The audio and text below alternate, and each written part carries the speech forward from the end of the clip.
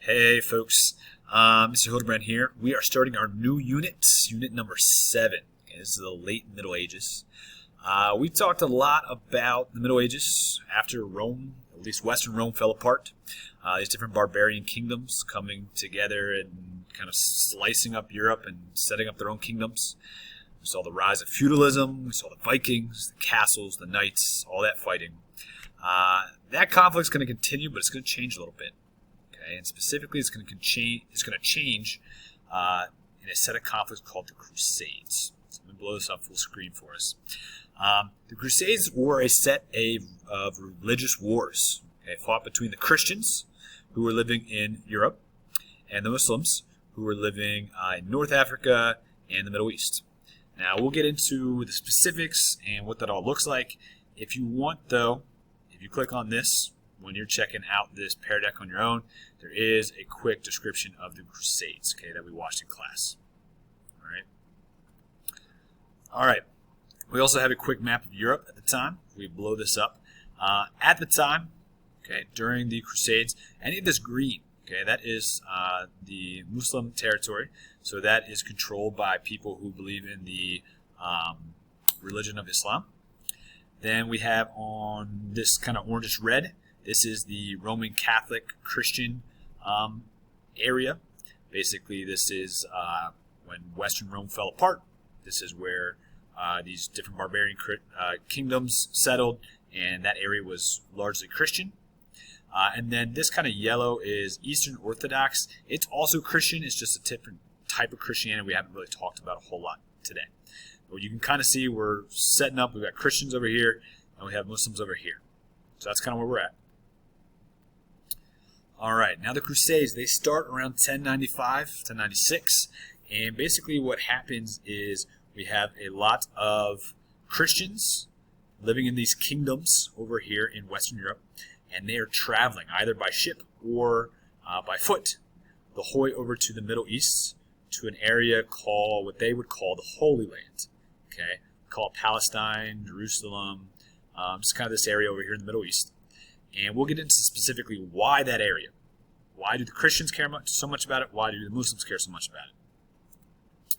Now, before we get too deep into that, in class we did talk about the differences between Christianity, Islam, and then a third religion that is very important over in that area is Judaism as well.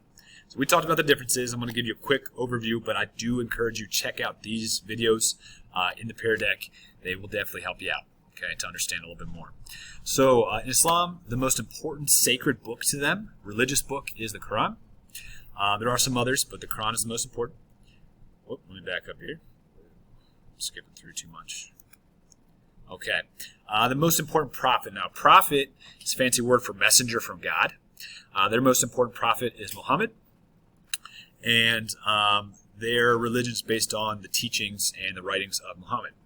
And the Muslims have what they call 5 pillars, or basically 5 things that they practice in their faith, 5 things that they need to do that are important to them, that are outlined in the Quran. And if they do those things, that's when they achieve salvation.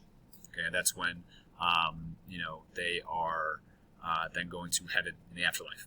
So if you want more information, check out this video. There's other sites that I can point you to. If at any point for Islam, Judaism, or Christianity, you believe I have made a mistake or misrepresented it, send me an email. Pull me aside, talk to me. I'd love to talk about these religions. Always interested in talking. Another one that is important for this conflict, the Crusades, is Christianity. Christians, they believe in the Bible as their holy book. It is split into 2 parts, the New Testament and the Old Testament. Basically stuff that happened in the religion before Jesus, and then the teaching of Jesus and stuff that happened after.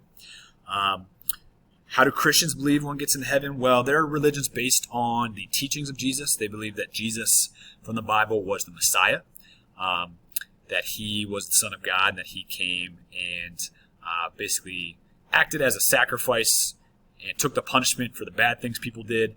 And if you believe in him, put your faith in him, you can get forgiveness and go to heaven. So that's basically the generalization about it. And then the third religion that's important to this conflict is Judaism. Judaism, the followers are called Jews, And the most important book to them is the Torah, and there's several other ones as well, but they're also similar to the Old Testament of the Christian Bible. They believe that salvation is achieved through following God's laws and His commandments, and they also believe that in the future God will send a Savior or Messiah to save the world or restore what's broken or messed up about the world.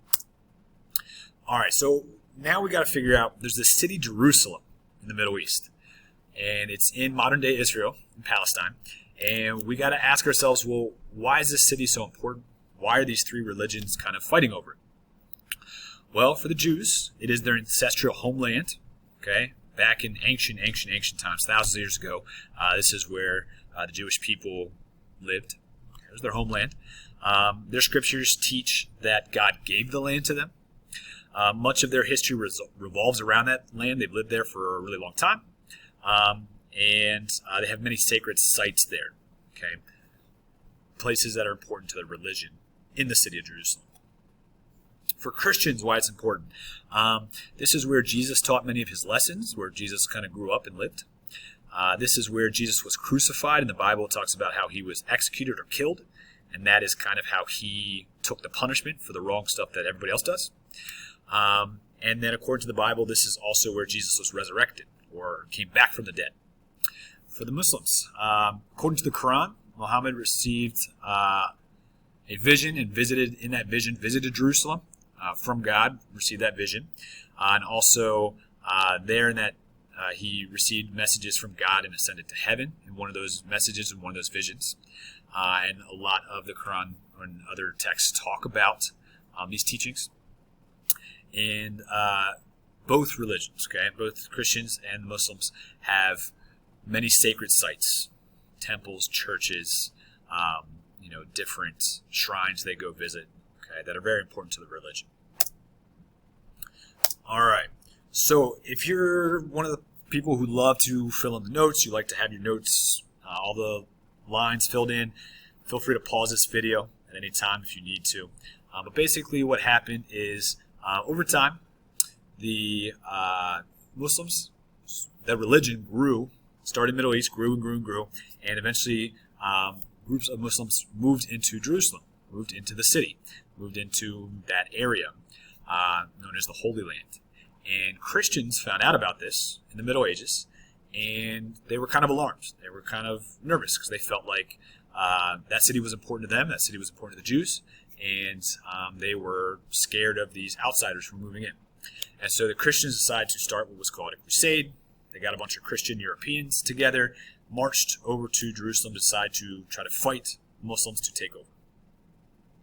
There's a series of wars, several crusades happening, but eventually, after a couple hundred years of fighting, the Muslims are going to gain control and control Jerusalem and the Holy Land.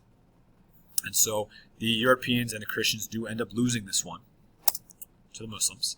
But there's a couple of big effects.